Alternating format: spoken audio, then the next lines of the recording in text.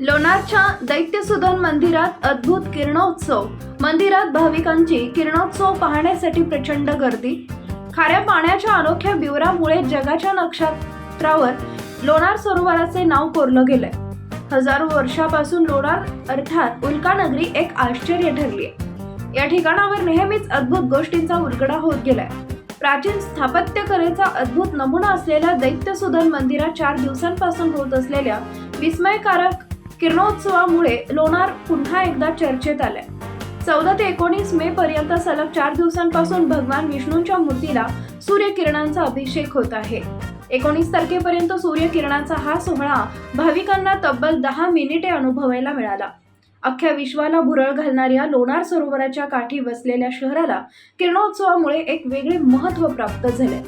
उल्कानगरीच्या कुतूहलात आणखी भर पडली आहे। लोणार शहरासह सरोवराला ऐतिहासिक आध्यात्मिक वारसा लाभलेला आहे। वैज्ञानिक दृष्ट्याही ही भूमी महत्त्वपूर्ण आहे। लोणार शहरात दैत्यसुदन मंदिरात भगवान विष्णूची पायाखालची लवणासूर राक्षसाचा वध करतानाची मूर्ती आहे। या मूर्तीच्या ललाटी म्हणजे दैत्यसुदनाच्या मस्तकी 14 मे पासून सूर्यकिरणांचा एक प्रकारे अभिषेकच होत आहे। ही किरणे मूर्तीला आल्हाददायक स्पर्शने भाविकांना सुखद अनुभूती देते। 14 ते 19 मे या कालावधीत सूर्यकिरणांचा हा उत्सव 10 मिनिटे सुरू असतो। हे मनोहारी दृश्य पाहण्यासाठी भाविक व पर्यटकांनी मोठी गर्दी केली आहे।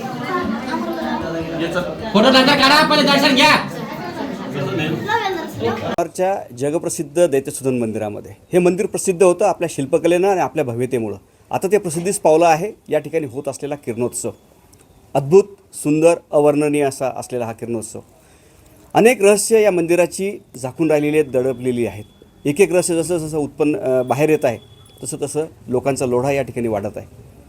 या रहस्यांवर, याच्या इतिहासावर, या ठिकाणी झालेल्या अनेक जगन्मान्य राजांच्या भेटींवर, या ठिकाणी झालेले अनेक काही प्रसंग असतील, या सगळ्यांचा इतिहास हा लोकांसमोर आला पाहिजे। यासाठी लोणारकर टीम निश्चितच यापुढे काम करत राहणार आहे। धन्यवाद।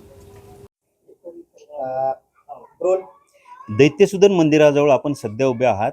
जे मंदिर 1878 साली त्या अगोदर मातीच्या थराखाली दबलेलं होतं, कारण मुघलांचे आक्रमण होण्याच्या आधी आपल्या काही विशिष्ट लोकांनी त्याला मातीने झाकून घेतलं होतं। परंतु काही काळानंतर ते उघडण्यात आलं, सर्वांसाठी खुलं करण्यात आलं। आज त्याच मंदिरामध्ये श्री विष्णू भगवान यांच्यावर सूर्याचा किरणोत्सव होत आहे आणि हा सोहळा बघण्यासाठी अनेक भाविक भक्त इथे येत आहेत। हा किरणोत्सव जो आहे तो 19 मे पर्यंत चालणार आहे, म्हणजे आणखी 2 दिवस तो चालेल। 11 मेला तो सुरू होतो आणि 19 मे पर्यंत तो राहतो। या मंदिराचं वैशिष्ट्य म्हणजे हे सप्तस्तरीय मंदिर आहे व लवणासुराचा वध लोणार सरोवरामध्ये झाला होता।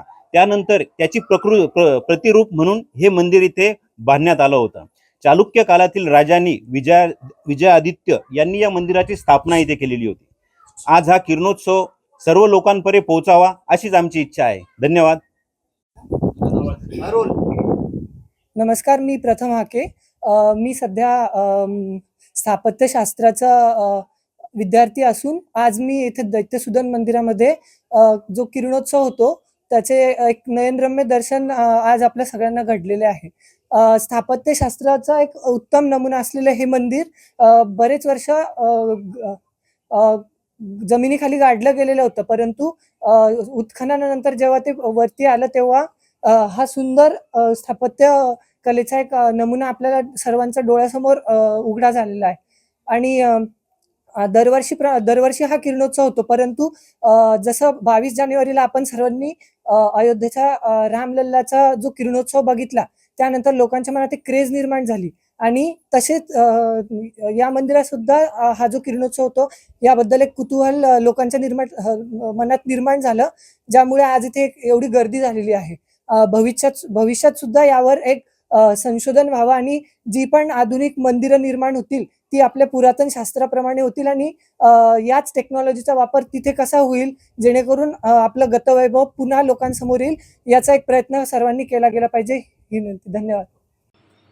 आपला विदर्भ लाईव्ह, देवानंद सानप, लोणार, बुलढाणा।